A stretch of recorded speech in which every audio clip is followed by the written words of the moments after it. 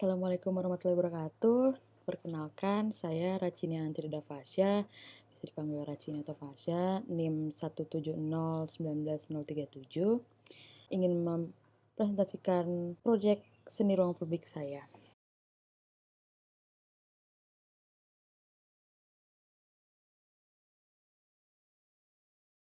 Pada proyek seni ruang publik ini, saya mengangkat gagasan mengenai hubungan seseorang dengan orang lain dapat memengaruhi gaya bicaranya dengan orang tersebut, serta cara merespon atau menyikapinya terhadap suatu hal. Gagasan ini berangkat dari pemikiran awal, yaitu gaya berbicara saya dengan sahabat saya dan gaya berbicara saya dengan teman yang tidak begitu dekat itu berbeda. Simpelnya, kalau dengan teman itu bicara sudah ceplas-ceplos, sedangkan dengan teman yang tidak begitu dekat atau bahkan dengan orang yang tidak dikenal itu bicaranya masih dipikir-pikir. Gaya berbicara serta cara menyikapi suatu hal antar individu pasti berbeda-beda. Contohnya, cara merespons terhadap teman sekolah yang tidak begitu dekat dan pengendara ojek online saja berbeda. Meskipun keduanya dapat dibilang sama-sama tidak memiliki hubungan dekat dengan saya misalkan. Menurut saya, perbedaan-perbedaan gaya berbicara yang ada pada tiap individu dapat disebabkan oleh tingkat kenyamanan, rasa hormat, serta status seseorang terhadap orang lain. Tak jauh-jauh, contoh lainnya adalah gaya berbicara seorang murid kepada guru dan kepada orang tua saja berbeda karena keduanya berasal dari lingkungan yang berbeda, meskipun keduanya sama-sama orang yang lebih tua. Berdasarkan interest saya pada gagasan proyek ini, saya ingin melakukan sebuah eksperimen untuk merespons orang-orang mengenai gaya bicara serta cara merespon mereka terhadap orang lain, sehingga setidaknya diharapkan dapat memberi kesadaran. Kesadaran yang dimaksud di sini adalah misalkan mengenai kenyamanan. Meskipun dengan teman dekat itu dalam merespons maupun berbicara itu sudah cepat ceplos, setidaknya masih harus ada rasa hormat sesuai status dan umurnya. Sama halnya dengan misalkan guru, meskipun guru adalah orang tua di sekolah, alangkah baiknya sebagai seorang murid jika ada sesuatu dapat langsung berbicara ke guru seperti kepada orang tua, karena ya, orang tua sudah nyaman lah untuk curhat.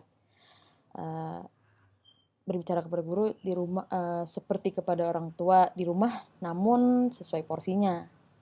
Gagasan karya proyek ini akan diwujudkan dalam bentuk eksperimen melalui digital platform. Eksperimen akan dilakukan pada sebuah website berisikan beberapa pertanyaan yang kemudian pada akhir pertanyaan akan diberikan sebuah QR code. Audiens diarahkan untuk memindai QR code yang kemudian akan mengarahkan audiens pada sebuah link berisikan audio pendek. Pada audio pendek ini, frekuensi audio akan dimainkan melalui proses mixing dan mastering sesuai kategori jawaban. Misalkan musik empuk itu hasil mixing dan mastering yang bagus, itu adalah gaya bicara yang terfilter seperti misalkan kepada guru, ojek online, pojok gorengan, dan lain-lain. Lalu untuk musik yang luber dan cempreng itu hasil mixing dan mastering sederhana. Contohnya kepada sahabat, teman dekat, itu yang udah seplos gitu. Lalu untuk output karyanya itu ada satu berupa website menggunakan typeform.com berisikan pertanyaan-pertanyaan untuk mendapatkan hasil audio sesuai value jawaban, dan yang kedua postingan SoundCloud nanti berisikan audio pendek mulai dari hasil mixing dan mastering yang bagus hingga yang sederhana. Lalu untuk referensi seniman, ada The Cabinet of Curiousness oleh Janet Cardiff dan George Burns Miller. Pada referensi satu ini, yang saya ambil itu adalah suara-suara yang berbeda pada tiap laci. Itu suara yang dihasilkan berbeda-beda, itu saya coba elaborate dengan frekuensi yang berbeda-beda nanti pada output audio pendek nanti. Lalu ada non-Newtonian fluid on the speaker cone. Ini yang diambil adalah visualisasi frekuensi audio yang berbentuk air mancur yang dihasilkan oleh getaran frekuensi, dan begitu juga dengan cinematic scene art. Kalau cinematic scene art ini bentuknya pasir ya, yang kemudian akan berbentuk bunga dan sinyal frekuensi. Lalu untuk pilihan media, saya memilih typeform.com dan SoundCloud sebagai platform yang digunakan pada proyek.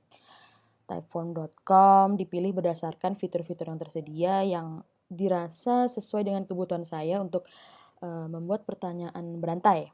Sedangkan SoundCloud dipilih berdasarkan selain kegunaannya sebagai platform khusus audio, juga karena adanya visualisasi frekuensi audio yang berbentuk. Lalu untuk pelaksanaan proyek seninya ada ya tadi Typeform dan SoundCloud. Berikut isi slide-slide Typeform nanti. Lalu ini adalah tampilan Typeformnya. Ada tampilan desktop dan mobile. Ini beberapa cuplikan pertanyaan-pertanyaan yang ada pada Typeform, yang kemudian value-value yang diterima berdasarkan jawaban-jawaban audiens ya responden menentukan audio apa yang didapatkan nanti. Pada akhir pertanyaan itu ada QR code yang mengarahkan pada SoundCloud ini. Sekian presentasi dari saya. Terima kasih dan sampai jumpa. Wassalamualaikum warahmatullahi wabarakatuh.